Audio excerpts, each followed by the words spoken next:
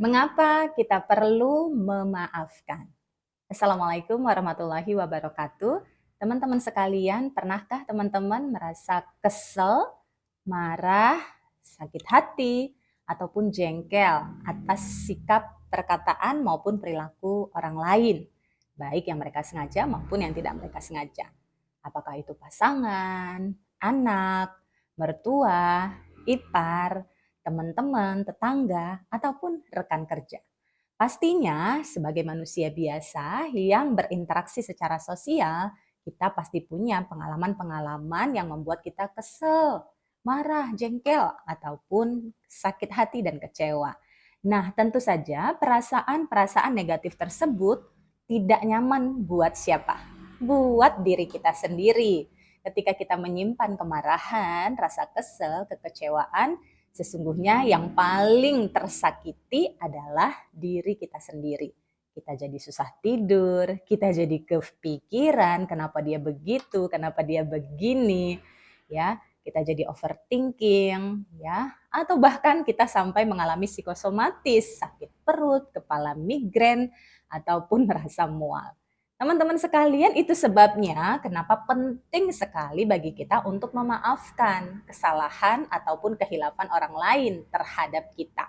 Karena dengan memaafkan, kita bisa membebaskan diri kita dari rasa marah maupun rasa kesal tersebut.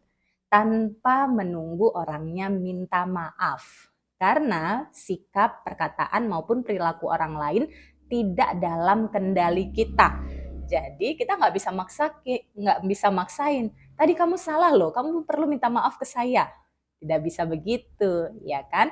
Maka seringkali ketika bahkan kita sudah sampaikan, tadi kita kesel, tadi kita marah, tadi kita kecewa atas sikap dia, belum tentu dianya menyadari ataupun minta maaf. Bisa jadi juga menyalahkan kita balik. Ya karena kamu begini juga tadi, makanya saya jadi marah kan.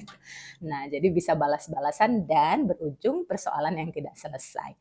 Maka keputusan untuk bisa memiliki hati yang bahagia, damai, terbebas dari kemarahan berada pada kendali diri kita sendiri. Kita mau nggak ya terbebas dari kemarahan? Kita mau nggak ya punya hati yang damai dan penuh cinta? Kita mau nggak ya punya jiwa yang sehat, tubuh yang prima? Nah, kalau kita mau, maka keputusannya ada pada diri kita sendiri. Mau nggak melepas kemarahannya? Mau nggak melepas sakit hatinya? Mau nggak melepas kekecewaannya? Kalau kita mau, maka kita pun bersedia untuk memaafkan orang tersebut, baik perilakunya sudah berulang kali. Karena kita layak punya hati yang tenang, damai, dan bahagia. Maka dari itu, keputusannya ada pada diri kita sendiri, dan itu sebabnya kita perlu berdamai dan memaafkan orang tersebut untuk kedamaian jiwa kita sendiri. Teman-teman sekalian tentu bertanya, bagaimana ciri-cirinya kalau kita sudah memaafkan? Sepertinya sih Bu, saya sudah memaafkannya, tapi kok dia masih ngeselin ya, tapi kok saya masih males ketemu ataupun berinteraksi dengan orang tersebut. Tapi kok setiap kali ingat kejadian itu, dada saya masih berdebar-debar, kesel, marah, jengkel. Itu tandanya kita belum sepenuhnya memaafkan. Menurut kita sudah memaafkan, faktanya belum. Karena ketika ingat lagi, ketika ketemu lagi, ketika berinteraksi lagi, hati kita masih membara. Ya, jadi itu tanda belum sepenuhnya memaafkan. Ciri kalau kita sudah memaafkan, ketika kita ingat lagi peristiwanya, kita ceritain lagi kejadiannya, kita ketemu lagi sama orangnya, kita berinteraksi lagi dengan mereka, hati kita sudah netral. Hati kita sudah damai dan hati kita sudah dipenuhi cinta dan kasih sayang lagi.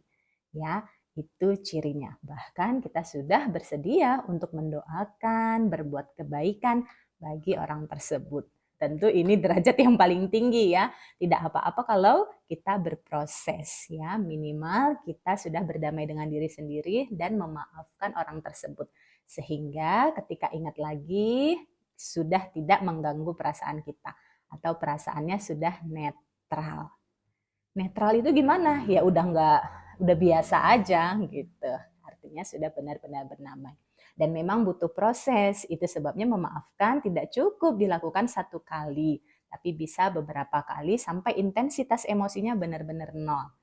Teman-teman bisa cek sendiri, wah saat ini kalau saya ingat kejadian itu, kemarahan saya ada di level 10. Dari 1 sampai 10 sudah maksimal nih, karena kejadiannya baru kemarin aja. Jadi level kemarahannya sangat tinggi. Kemudian teman-teman melakukan proses pemaafan.